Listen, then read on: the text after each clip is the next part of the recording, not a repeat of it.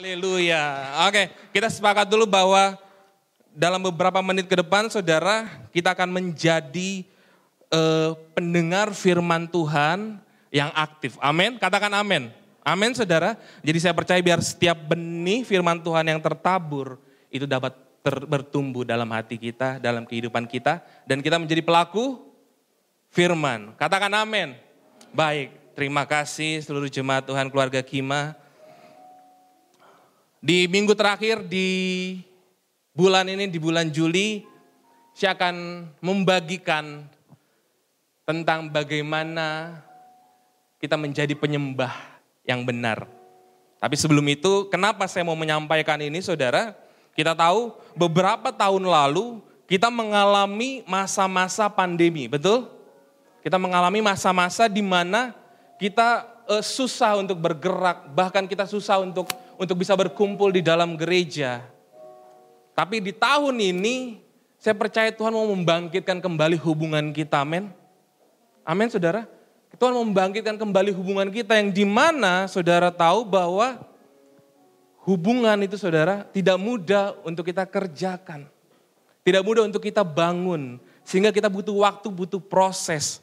Maka dari itu kenapa ketika kemarin pandemi, banyak kegiatan gereja yang tidak aktif dan ketika kembali membangkitkan contohnya Komsel, itu sangat sulit saudara.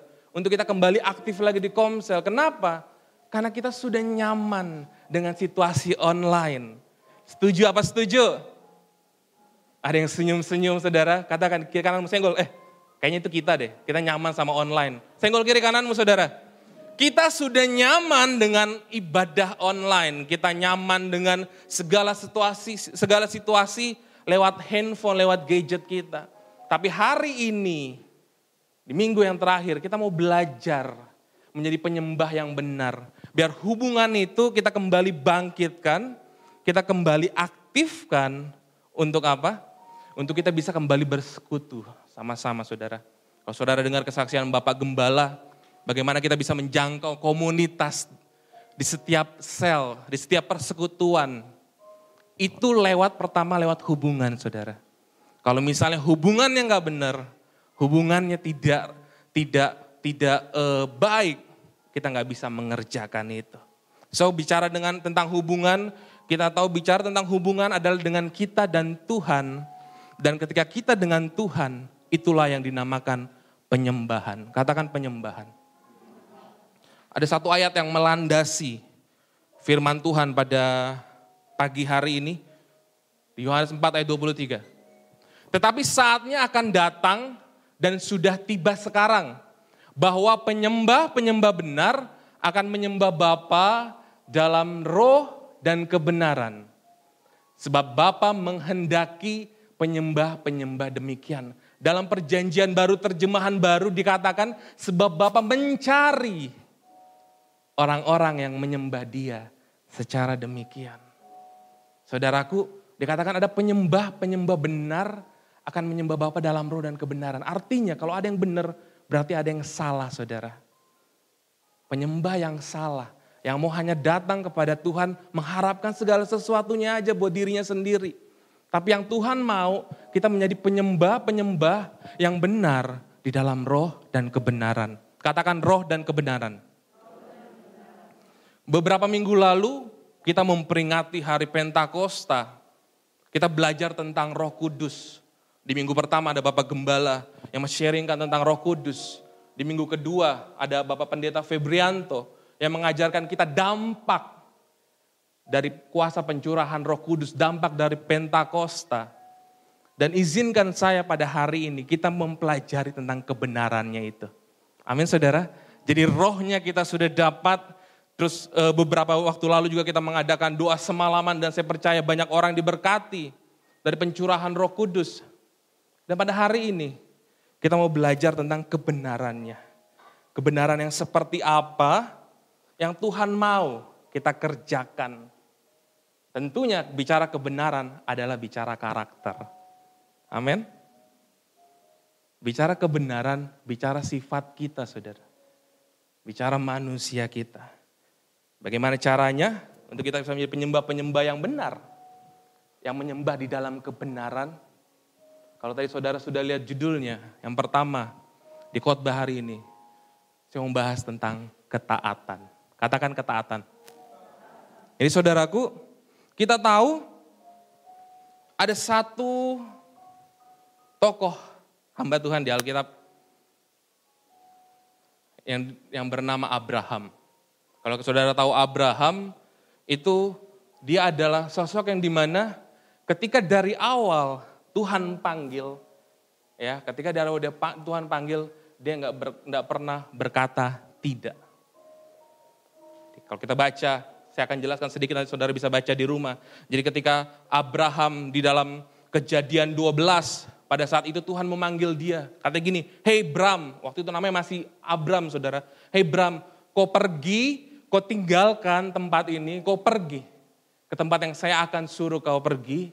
Dan di situ saya akan memberkati engkau, memasyurkan namamu. Dan semua bangsa akan melihat kepadamu dan kau akan menjadi bangsa yang besar." Saudara, ketika Abram disuruh itu, dia nggak bilang tidak, saudara. Dia bilang, "Oh ya Tuhan, saya pergi. Saya pergi Tuhan, saya ikuti suaramu. Saya mau taat." Itu taat, permulaan taatnya Abraham.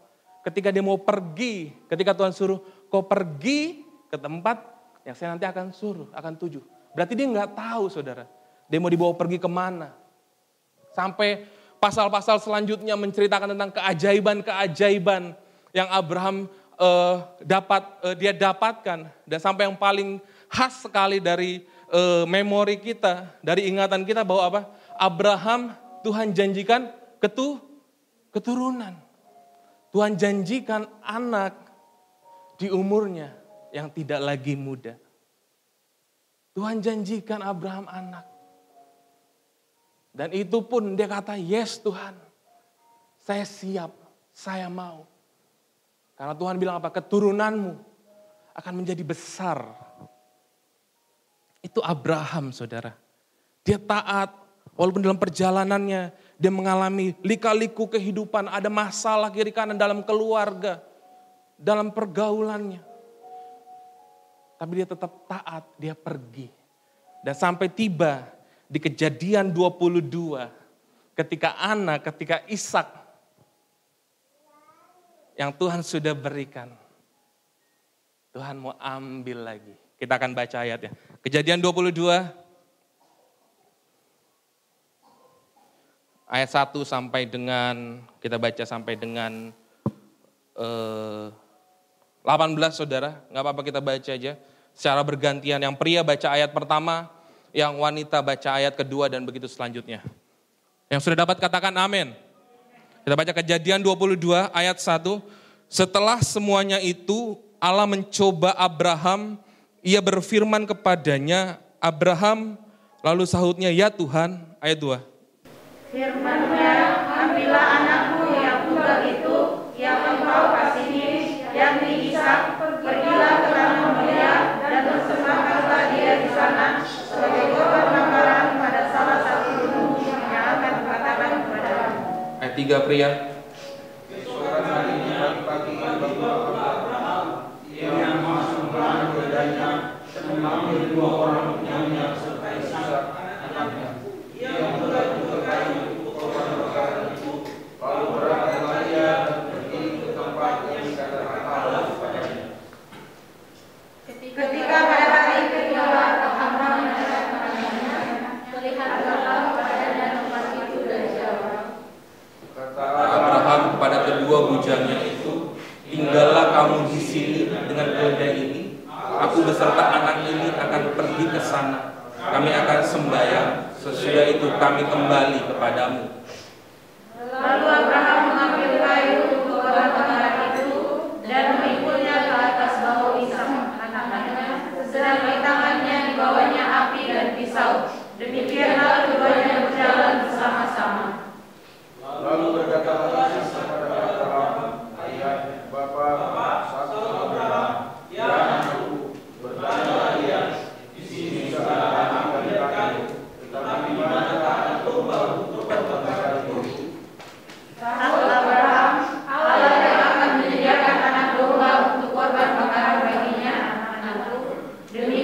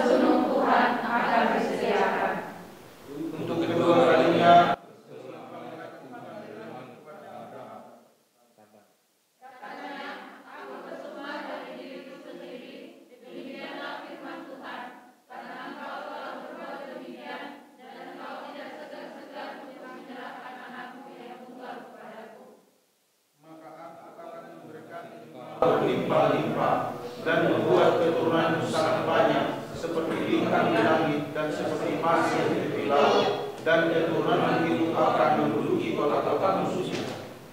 Oleh keturunanmu lah semua bangsa di bumi akan mendapat berkat, karena engkau mendengarkan firman-Ku. Kemudian kembalilah Abraham kepada kedua bujangnya, dan mereka bersama-sama berangkat ke Berseba, dan Abraham lagi di Berseba. Amin. Demikian firman Tuhan, saudara. Kita membaca tentang Tuhan menyuruh Abraham untuk dia pergi, kembali untuk disuruh pergi, saudara. Dan tapi kali ini mempersembahkan anaknya untuk disembelih, saudara. Saudara tahu kalau untuk orang yang sudah menantikan selama 100 tahun dan kemudian disuruh untuk persembahin. Tuhan suruh begitu, saudara. Pasti secara manusia kita bakalan, kok bisa begitu Tuhan? Kenapa kok yang sudah kasih kok mau ambil lagi?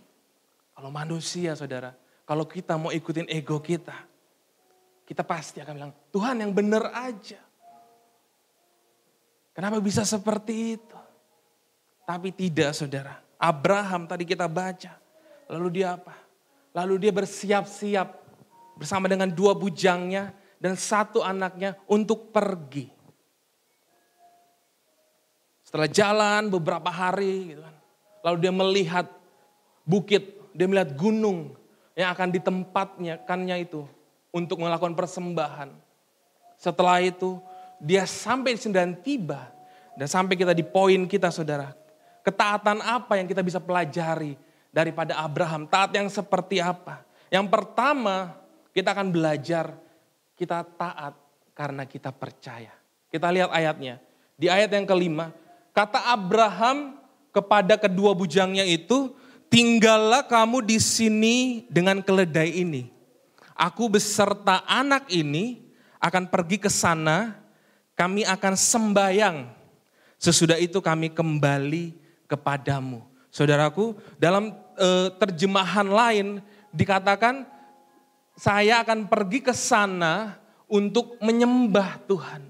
Untuk worship, untuk melakukan penyembahan. Kamu tinggal di sini, kalian tinggal di sini, perhatikan kata yang selanjutnya, saudara. Kami kembali kepadamu. Saudara tahu kata kami ini bukan tunggal, saudara. Tapi lebih dari 1 orang. Di poin yang pertama, kita mau belajar Abraham taat karena dia percaya bahwa bapaknya gak mungkin ngambil anaknya, saudara. Bahwa Bapa tidak mungkin mempersembahkan anaknya. Abraham taat, dia mau taat karena dia percaya. Karena kalau kita mau lihat, kalau saudara baca secara matematika kita hitung, kalau misalnya perginya 2, berarti kembalinya harus 1, saudara. Tapi Abraham bilang kami akan kembali kepadamu. Dia mau taat karena dia percaya Bapa yang dia sembah tidak akan membawa dia ke dalam pencobaan yang melebihi kekuatannya, saudara. Dia mau taat karena dia percaya bahwa Bapa yang dia sembah tidak akan ngambil lagi apa yang dia sudah berikan kepada kita, kepada Abraham. Itu taat karena percaya. Ada bukti yang kedua, saudara. Kita lihat Abraham taat karena percaya. Kita lihat di ayat yang ke-7. Lalu berkatalah Ishak kepada Abraham. Jadi sesudah dia pamitan sama bujangnya, saudara, dia pergi, dia berjalan sama Ishak. Lalu Ishak bertanya, "Pah, ini udah ada api dan kayu. Korbannya mana?" Ishak bertanya kan, sudah ada api dan kayu, tetapi di manakah anak domba itu? Di manakah korban bakaran itu? Abraham taat karena percaya. Dia menjawab apa, saudara? Di ayat 8, sahut Abraham, Allah yang akan menyediakan anak domba untuk korban bakaran baginya, anakku. Lalu demikian keduanya berjalan bersama-sama. Saudara, taat karena percaya. Kenapa ada orang bisa nggak taat, saudara? Simple, karena dia nggak percaya sama Tuhan. Karena seringkali kita bilang, saya taat kok. Saya percaya kok. Tapi dia nggak taat. Berarti dia belum percaya sepenuhnya sama Tuhan, saudara. Itulah ketaatan. Kita lihat di Yohanes 3 ayat 36. Barang siapa percaya kepada anak, ia beroleh hidup yang kekal. Perhatikan, tetapi barang siapa tidak taat kepada anak, ia tidak akan melihat hidup, melainkan murka Allah tetap ada di atasnya. Kalau hari ini saudara percaya sama Tuhan, saudara harus taat. Amin. Ini firman Tuhan, saudara. Kalau saudara percaya sama Tuhan, apapun itu, saudara harus taat. Kita pegang ini di poin pertama. Kita taat, bukan karena kita harus, bukan karena amal baik kita, saudara. Bukan karena supaya kita selamat, tapi kita taat karena kita percaya sama Bapa kita. Kita percaya sama Yesus. Kita percaya sama Juru Selamat kita. Amin, saudara. Ada satu kisah di dalam Perjanjian Baru. Kalau saudara tahu tentang cerita seorang muda yang kaya di dalam Alkitab. Jadi ketika itu dia datang menghampiri Yesus. Dia bilang kayak gini, saudara. Guru, untuk memperoleh hidup yang kekal, apalagi yang harus saya lakukan? Apalagi yang harus saya kerjakan? Lalu Yesus bilang, kau harus pelihara perintah-perintahnya. Ini seorang muda, saudara. Jadi dia masih menggebu-gebu semangatnya. Seperti kalian, seperti kita di sini semua. Yang banyak anak muda bisa angkat tangan? Anak muda? Yang anak muda, berikan tepuk tangan bagi Tuhan kita. Lah, kok sedikit? Yang keras, berikan tepuk tangan bagi Tuhan kita. Menggebu-gebu, amin? Menggebu-gebu, berkobar-kobar jiwanya, saudara. Itu anak muda. Kemarin di dalam grup, saya cerita sedikit, ini sebenarnya dapur youth, tapi gak apa-apa, saudara. Saya terberkati, kenapa? Mereka mau pergi mission trip. Mereka begitu semangat untuk mencari dana. Ada satu yang gak jalan, mereka, ini gimana nih? Kita harus bergerak. Saudara, itu anak muda. Menggebu-gebu, berkobar-kobar, berambisi, saudara. Dalam tanda kutip yang positif. Lalu anak muda ini bertanya, Tuhan bilang, taati perintah-perintahnya. Taati perintah-perintahku. Contohnya, pertama dia bilang, jangan membunuh. Dia bilang, gak pernah Yesus. Saya gak pernah membunuh. Lalu Yesus kembali bertanya, ini, jangan berzinah. So dia mikir, saudara, terus dia bilang, gak pernah Yesus. Saya bertumbuh dalam komsel, saya di backup sama brotherku, saya gak pernah berzina. Wow, dia bilang gak pernah berzina, saudara. Dia bertanya lagi, mencuri? Gak pernah Yesus, saya gak pernah mencuri. Bohong, bersaksi dusta. Gak pernah. Saya gak pernah bersaksi dusta. Sampai terakhir dia tanya, hormati ayah ibumu. Saya menghormati ayah ibuku, Yesus. Saya berikan semuanya yang saya punya untuk ayah ibuku. Apalagi yang harus saya kerjakan supaya saya memperoleh hidup yang kekal. Yang terakhir, saudara, Yesus bilang gini, kalau begitu, karena dia kaya tadi kan, anak muda kaya, berambisi, berkobar-kobar. Kalau begitu, jual semua hartamu, berikan kepada orang miskin. Saudara, responnya anak muda ini baru kelihatan, saudara. Nanti saudara baca di rumah, ketika Yesus bilang begitu, dia nggak pamit sama sekali, dia langsung balik badan. Dia langsung pergi, meninggalkan Yesus. Kita sering mendengar, di mana hartamu berada, di situ hatimu berada. Dia langsung pergi, saudara. Lalu Yesus bilang kan, sesungguhnya seorang kaya itu susah masuk dalam kerajaan surga. Lebih mudah seekor unta masuk ke dalam lubang jarum. Lalu murid-murid komplain, dia bilang, Yesus gimana nih? Masa sesusah itu? Gimana kita mau menjangkau? Gimana kita mau menjangkau? Tapi Yesus bilang tidak. Keselamatan tidak bisa ditawar. Kehidupan kekal tidak bisa ditawar. Ketaatan tidak bisa ditawar. Saudara, maksudnya apa dalam poin ini? Anak muda ini belum percaya 100% kepada Tuhan. Karena dia belum taat, saudara. Dia belum bisa katakan, yes Tuhan, saya mau jual harta saya, gak apa-apa. Saya jual semuanya. Yang penting, saya memperoleh hidup yang kekal. Gak apa-apa saya tanggalkan semuanya. Yang penting, saya ada di dalam Engkau Tuhan. Itu percaya 100%, itu taat 100% saudara. Seringkali kita maunya 100%. Tapi kenyataannya kita tawar-menawar sama Tuhan. Kita tawar-menawar. Tuhan, jangan 100% deh, saya masih muda. 70% aja Tuhan. 30-nya saya mau pakai buat pergaulanku di luar. Tuhan jangan 100%, 50%-nya karirku lagi bagus nih Tuhan. No. Saudara, katakan taat, kau harus percaya dan kau katakan harus mengerjakan apa yang Tuhan suruhkan buat engkau. Kenapa harus tawar-menawar? Karena dunia menawarkan yang lebih enak daripada kita taat, saudara. Maka terkadang kita sering tergoda untuk kita taat. Jadi di poin yang pertama, kita belajar, kita menjadi taat seperti Abraham. Karena kita percaya. Ada amin? Poin yang kedua, saudara. Poin yang kedua, kita taat karena kita mengerti. Poin yang kedua, kita taat karena kita mengerti. Mengerti apa? Kita mengerti hati Bapa kita. Katakan hati Bapa kita.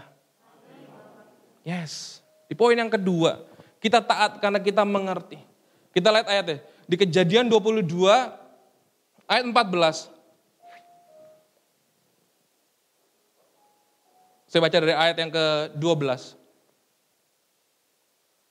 Lalu ia berfirman, jangan bunuh anak itu dan jangan kau apa-apakan dia.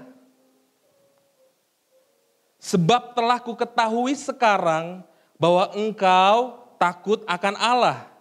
Dan engkau tidak segan-segan untuk menyerahkan anakmu yang tunggal kepadaku. Saudaraku, di sini Abraham udah menyiapkan. Di ayat yang sebelum ini udah menyiapkan. Dia udah berjalan, udah sampai di atas gunung itu. Dia tempat persembahannya. Dia udah ikat Ishak. Dia udah siapkan kayunya, saudara.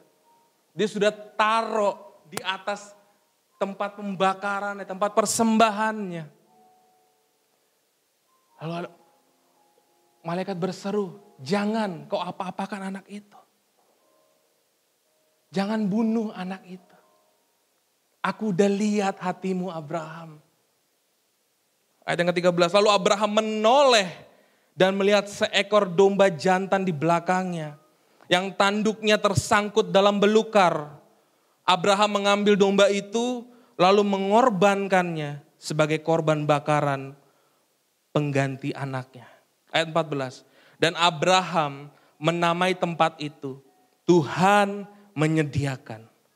Sebab itu sampai sekarang dikatakan orang di atas gunung Tuhan akan disediakan. Amin. Saudaraku, kenapa Abraham bisa percaya begitu, bisa yakin begitu? Kenapa? Walaupun dia sudah ikat anaknya, mungkin di sisi manusia dia bakal berpikir, ini benar gak sih nih? Ini Tuhan benar gak sih nih? Ini saya udah ikat, saya tinggal naikin nih, kebakar nih. Jadi anak bakar nih. Saudara, walaupun mungkin dia berpikiran seperti itu, saudara. Tapi dia tetap lakukan. Kenapa? Karena dia mengerti hati Bapanya. Karena dia mau taat untuk mengerti hati Bapanya. Karena dia taat karena mengerti hati Bapanya, gak mungkin setega itu. Seperti di poin yang pertama kita bahas tadi. Gak mungkin setega itu.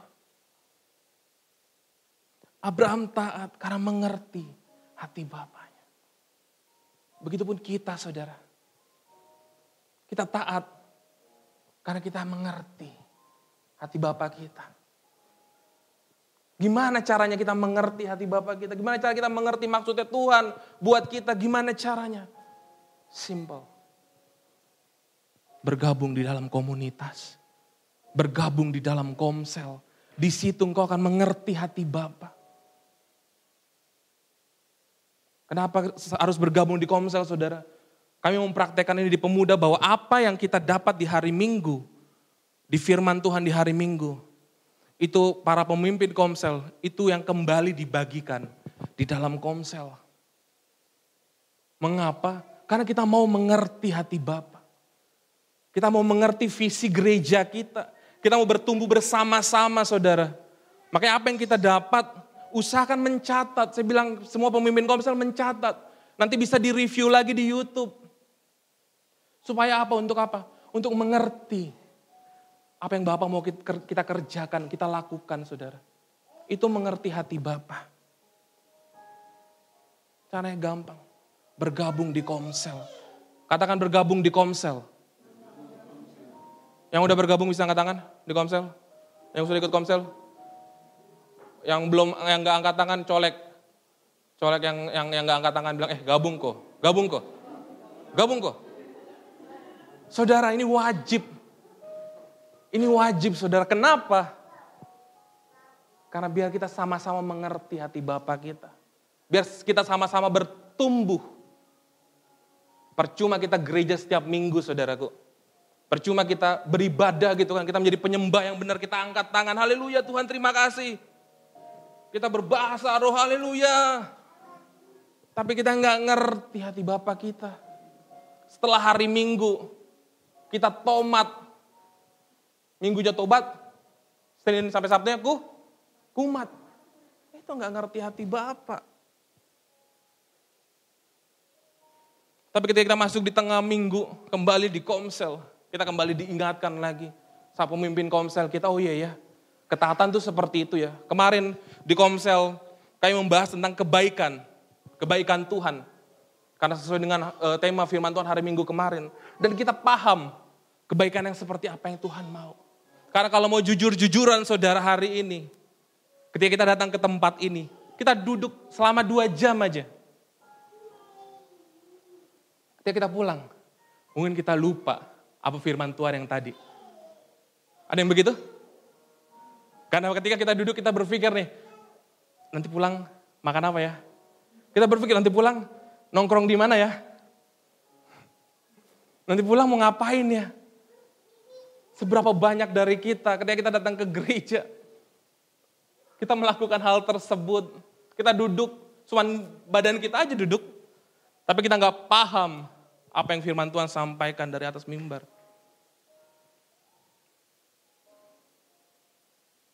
Makanya kenapa saya bilang komsel sangat membantu untuk pertumbuhan kita. Sangat membantu untuk perkembangan kita, saudara. Saya nggak bilang di komsel hanya sekedar duduk, bernyanyi, berdoa, apalagi makan snack. Tapi saudara tahu di komsel kami, di pemuda, itu ketika kami duduk, saudara, kami digesek, saudara. Kami dipacu. Kami diubah. Kenapa? Karena kami mau mengerti hati Bapa untuk kami kerjakan. Amin, saudara. Mau mengerti hati Bapa? Amin. Yes, itu dia mengerti hati Bapa. Selanjutnya, untuk mengerti hati Bapa, kalau kita nggak mengerti hati Bapa yang kita kerjakan, kita akan jadi orang Kristen ikut-ikutan. Katakan orang Kristen ikut-ikutan. Kalian tahu, saudara tahu orang Kristen ikut-ikutan itu seperti apa? Kayak gini saudara, contohnya. WA teman tak? WA teman kita. Bro, mau ke gereja ya? Iya bro, ikut dulu ya. Itu ikut-ikutan. Bro, mau ke gereja ya?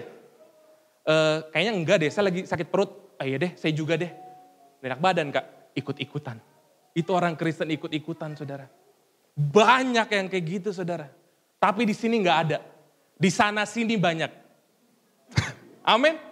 Jangan jadi orang Kristen ikut-ikutan. Orang Kristen ikut-ikutan. Kamu udah ikut kelas ministry belum? Masa udah gereja di sini nggak ikut kelas ministry? Masa nggak pelayanan? Ayo pelayanan, udah pelayanan aja. Oh begitu ya Kak ya? Oke deh, saya ikut kelas ministry deh. Terus kamu ngapain? Pelayanan apa? Elsa, pelayanan apa? Singers. Oh iya, saya singers juga. Tapi saudara, yang mau jadi singers, sorry, suaranya sumbang. Yang mau jadi singers, sorry, ngomong haleluya aja fals, saudara. Itu ikut-ikutan. Terus maksudnya gimana Pak Pendeta? Maksudnya gimana? Kita nggak bisa melayani Tuhan. Bukan. Kita bukan nggak bisa melayani Tuhan. Tapi perhatikan, mengerti hati Bapamu. Kamu bertumbuh di bagian apa? Perhatikan, mengerti hati Bapamu. Dia mau pakai kita di bagian apa? Dia mau lihat kita berpotensi di bagian apa? Memang terkadang kita nggak bisa nyanyi, saudara. Memang terkadang kita nggak bisa ada di atas sini. Tapi bicara pelayanan, bicara pekerjaan Tuhan, bukan sekedar ada di atas sini, saudara. Bukan sekedar ada dalam gereja sini. Ketika engkau keluar, ketika engkau pergi, kau bertemu dengan orang, dengan rekan kerjamu, dengan teman-temanmu, lingkunganmu, di situ kau melayani Tuhan. Di situ kita menjadi berkat bagi Tuhan, bagi banyak orang. Di situ kita mengimpartasikan kuasa Tuhan. Memperlihatkan salib Kristus yang kita bawa, saudara. Amin. Itu mengerti kehendak Bapa. Itu taat untuk kita mau mengerti kehendak Bapa.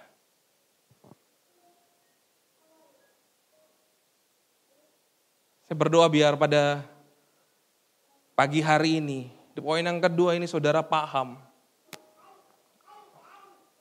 Saudara mengerti kehendak Bapa. Saudara nggak jadi orang Kristen yang ikut-ikutan. Saudara jadi orang Kristen yang militan. Yang bertumbuh secara militan, saudara. Ada satu kisah, mungkin saudara sering mendengar kisah ini. Ada seorang seorang pemain sirkus ya, seorang pemain sirkus. Lalu dia berjalan di atas seutas tali, saudara. Dia berjalan di atas seutas tali, menyeberang dari tebing yang satu ke tebing yang satu. Dia berjalan, ditontonin banyak orang. Karena dia berjalan begitu hebat, karena talinya tipis banget, dan dia bisa berjalan seimbang gitu kan. Sampai di ujung, semua orang tepuk tangan. Wah hebat, wow amazing. Luar biasa. Terus pelaku dari atraksi tersebut, orang yang berjalan dari atas tali tersebut berkata, kalau saya luar biasa, kalian percaya kan sama saya? Percaya. Kami percaya. Oke, kalau kalian percaya, siapa yang mau ikut sama saya? Saudara, tiba-tiba hening. Begitu banyak orang yang tadi bertepuk tangan, ya kan, bersorak-sorak gitu kan, hebat. Tiba-tiba hening, saudara. Mungkin ada satu yang mikir, aduh, belum kawin nih guys. Aduh, kayaknya belum maksimal nih pekerjaan di dunia nih. Jangan dulu deh saya, kamu aja. Ikut sana, hebat lo. Ntar viral, masuk TikTok. Saudaraku, nggak ada yang mau. Tapi dari belakang, di tengah kerumunan gitu kan, ada seorang anak-anak. Saya mau ikut sama dia, nyebrang lagi ke sana. Lalu anak itu, oke, ayo naik. Setelah naik, jalan nyebrang lagi saudara. Tiba di ujung sana. Semua orang kembali bertepuk tangan.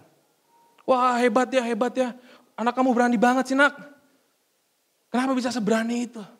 Saudara tahu, ketika ditanya itu anaknya bilang saudara. Iya, dia kan papi saya. Dia kan papa saya. Nggak mungkin dong dia mau kasih jatuh saya. Saudara, seringkali kita nggak ngerti kehendak Tuhan. Maka dari itu seringkali kita nggak mau mencoba untuk masuk ke rencananya Tuhan, saudara. Kita nggak mau masuk ke rencananya Tuhan. Kita mau di zona aman terus, Tuhan aku di sini aja Tuhan, biarin Tuhan. Sampai tua di sini aja nggak masalah Tuhan. Yang penting semuanya terpenuhi nggak masalah. Tapi padahal Tuhan cuma mau ajak kita untuk sedikit bergesekan. Tuhan mau ajak kita untuk sedikit lelah, capek, bikin sport-sport jantung sedikit. Untuk apa? Untuk kita bisa nyebrang ke samping sana dengan berkat-berkat yang lebih wow, saudara. Dengan hal-hal yang lebih baik untuk kita dapatkan. Pegang ini. Bawa pulang ini. Kita taat karena kita mau mengerti hati Bapa. Itu yang kedua, saudara. Yang ketiga.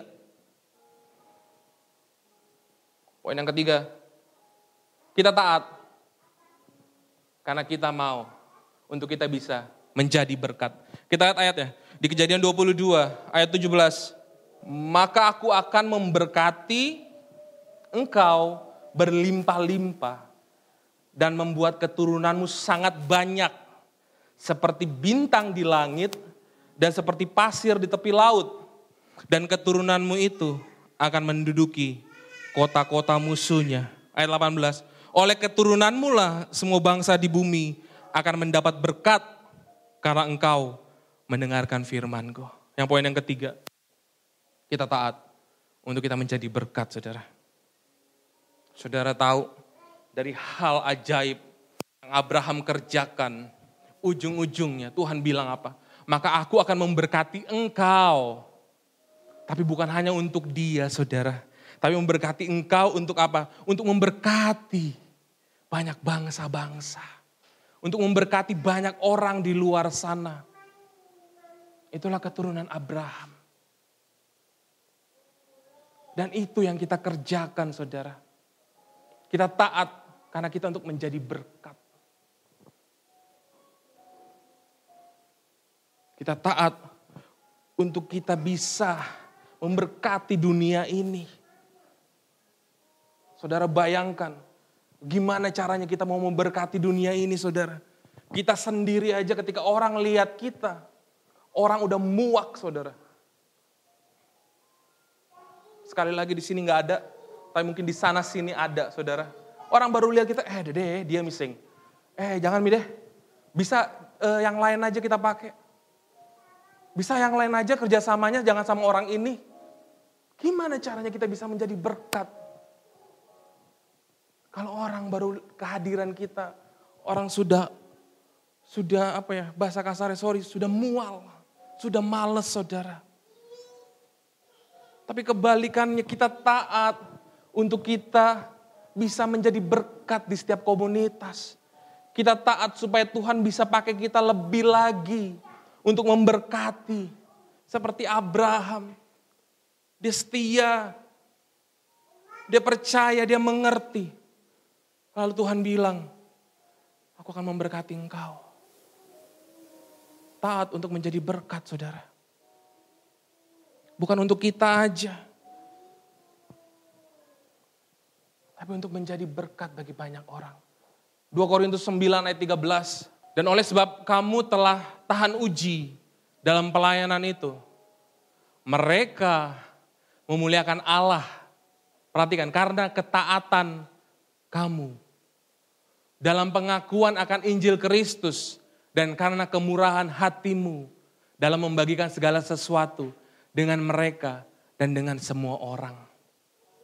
Kita taat untuk kita bisa menjadi berkat. Firman Tuhan berkata karena ketaatan kita, karena tahan uji kita bisa membagikan kemurahan hati kita untuk sekitar kita, saudara.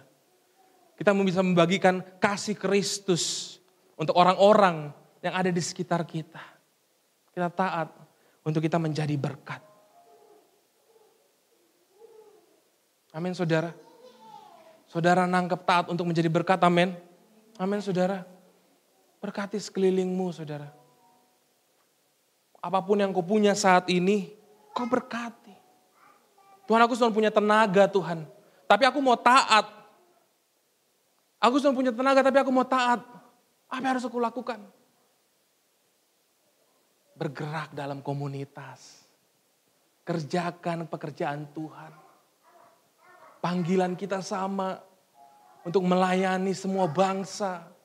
Menjadikan muridnya. Itu kita taat menjadi berkat, saudara. Kuasa yang Tuhan kasih sama kita sama. Bisa mengusir setan. Bisa melakukan banyak hal luar biasa. Melakukan mujizat. Kita kerjakan. Ada orang sakit, kita tumpang tangan. Tuhan, aku mau taat. Aku percaya dalam nama Tuhan Yesus sembuh. Saudaraku, tidak ada yang gak mungkin, saudara. Kalau kita sudah taat dan kita tahu tentang ketaatan, pahami itu. Saudara bisa menjadi taat, untuk saudara bisa menjadi berkat bagi banyak orang. Amin, saudara. Terakhir, menutup renungan ini. Bagaimana caranya untuk kita bisa menjadi taat?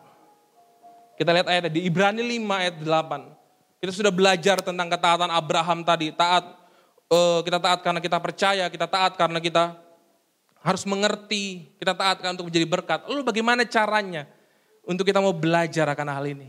Kita lihat Ibrani 5 ayat 8. Dan sekalipun ia adalah anak, ia di sini adalah Yesus. Ia telah belajar menjadi taat dari apa yang telah dideritanya.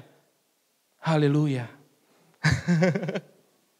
Saudara, untuk menjadi taat yang kita kerjakan adalah kita belajar. Katakan belajar. Belajar, saudara. Taat gak bisa instan.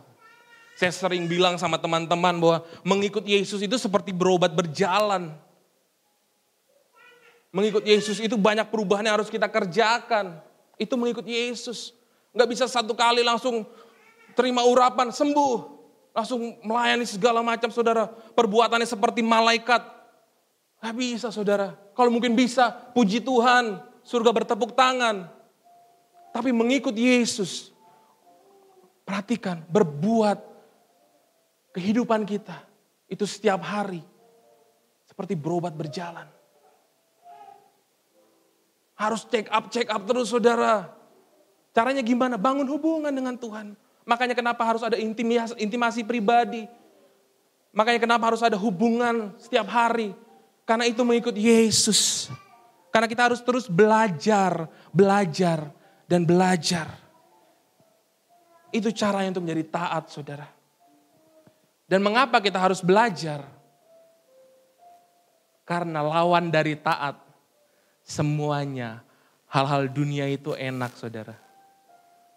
Korupsi enak gak? Ada amin? Korupsi enak gak?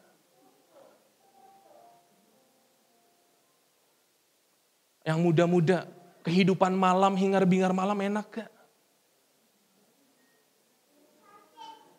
Saudaraku, kenapa kita mau belajar?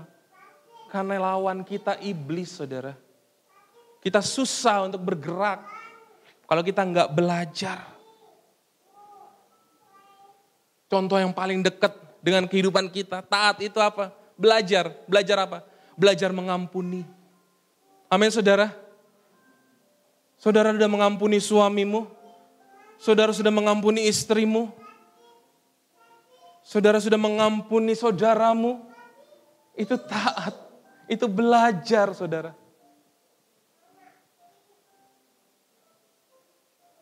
Saya belum menikah, tapi saya tahu bahwa saya banyak melihat pasangan-pasangan muda yang diberkati Tuhan maupun yang sudah tua yang diberkati Tuhan lewat hubungan mereka. Mereka mengatakan pernikahan itu seperti roller coaster, Ndre. Kayak gimana tuh maksudnya? Iya, maksudnya terkadang Tuhan kasih kita turun naik, itu bikin kita sport jantung. Tapi apa? Tapi kita mau taat untuk mempertahankan itu. Itu pernikahan katanya. Ketika engkau bisa mengampuni suamimu, ketika engkau bisa mengampuni istrimu, ketika yang muda-muda bisa mengampuni orang tuamu, kita lagi belajar taat, saudara. Amin, saudara. Apalagi contohnya? Taat itu belajar. Belajar apa? Belajar memberi. Itu taat, saudara. Tapi kan saya belum punya penghasilan yang pas, Kak. Penghasilanku masih sedikit. Aku mau nabur apa? Aku cuma punya uang jajan doang. Saya ajarkan saudara sama setiap pelayan di tempat ini. Khususnya anak-anak multimedia, saya bilang, kita nggak bisa berharap sama siapa-siapa. Kalau mau pelayanan ini maju, kita yang menabur di tempat ini. Kita taat, kita yang menabur. Itu taat, saudara, memberi. Kenapa harus dari hal yang kecil, saudara?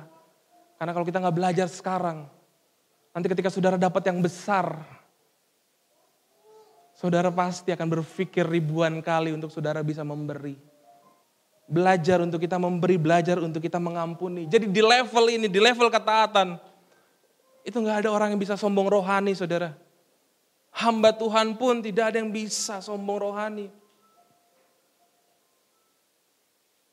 Kita sama-sama belajar untuk kita menjadi taat. Itu yang pertama. Yang kedua, bagaimana caranya untuk kita bisa menjadi taat. Yang kedua, kita lihat di Filipi 2 ayat 8. Dan dalam keadaan sebagai manusia, ia telah merendahkan dirinya dan taat sampai mati. Bahkan sampai mati di kayu salib. Kembali yang kita ikuti untuk ketaatannya teladani Yesus. Yang kedua, saudara, bagaimana caranya supaya kita bisa belajar taat? Bagaimana caranya supaya kita bisa melakukan ketaatan? Yang tadi pertama kita belajar taat, yang kedua kita mati. Katakan mati. Mati yang bagaimana? Mati yang dikubur? Bukan, saudara. Mati dalam artian kita matikan diri kita, saudara. Kita matikan ego kita. Kita mati dari kesombongan. Seperti orang muda tadi yang kita pelajari. Kita mati dari segala harta-harta yang kita miliki, saudara. Itu mati. Yesus turun ke dunia.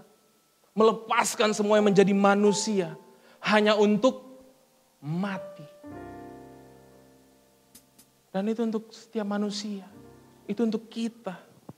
Untuk keluarga Kima, saudara.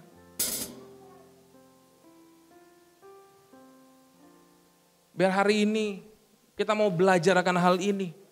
Tentang ketaatan. Untuk kita bisa menjadi penyembah yang benar. Yang menyembah dalam roh dan kebenaran. Kuncinya yang pertama ketaatan.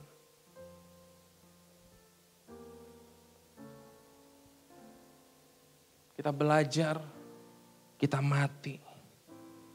Dan setelah kita mati, saudara, semua hal yang dari Tuhan dapat menguasai kita.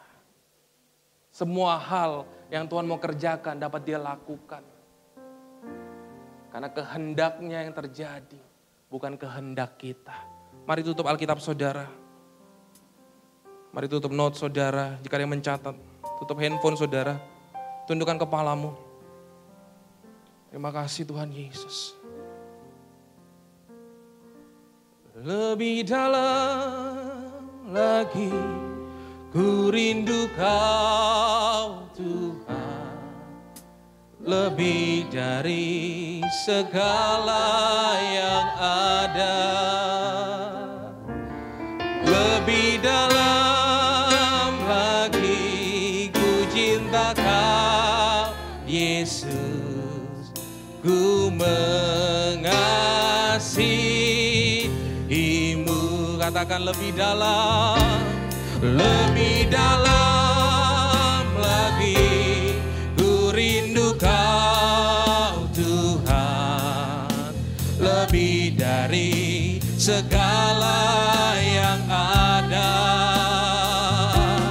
Lebih dalam lagi ku cinta Kau Yesus. Ku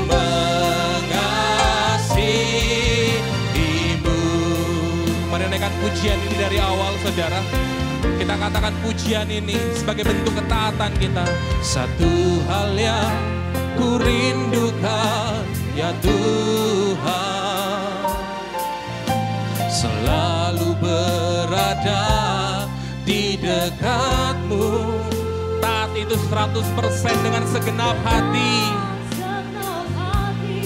dengan segenap jiwa. Ku menanti di hadiratmu, katakan lebih dalam. Ku rindu Kau Tuhan, lebih dari segala yang ada, lebih dalam. Lebih ku cinta Kau Yesus, ku mengasihimu. Saudaraku, keluarga Kima, dalam situasi berdoa, dalam sikap berdoa, saya mau katakan, jika memang engkau saat ini sedang mengalami hal ini, saudara, kau belum taat 100%, kau belum mengerti kehendak Tuhan 100% dalam dirimu, kau belum bisa jadi berkat untuk sekitarmu. Saat ini juga di tempat engkau duduk, kau datang kepada Tuhan, saudara. Simple. Cukup taruh tangan kirimu di dada, angkat tangan kananmu di tempat dudukmu. Katakan, Tuhan, aku mau taat 100% di hadapanmu, Tuhan. Taruh tangan kirimu di dada, angkat tangan kananmu. Hanya engkau dengan Tuhan, saudara. Kau katakan, Tuhan, aku mau taat 100%. Aku mau jadi penyembah-penyembah yang benar di dalam roh dan kebenaran, Tuhan. Aku gak mau seperti hidupku yang lama, Tuhan. Aku capek gini-gini terus, Bapak. Main gereja-gerejaan. Jadi orang Kristen ikut-ikutan. Aku mau taat 100%. Jika itu engkau, saudara, datang kepada Tuhan. Katakan, aku itu Tuhan. Ubah aku Tuhan. Ubah aku Tuhan. Yes, Lord. Lebih dalam lagi ku rindu Kau. Lebih dari segala, oh lebih dalam lagi ku cinta Kau Yesus. Kau melihat setiap hati kami, Tuhan. Kau lihat setiap iman kami. Kami kata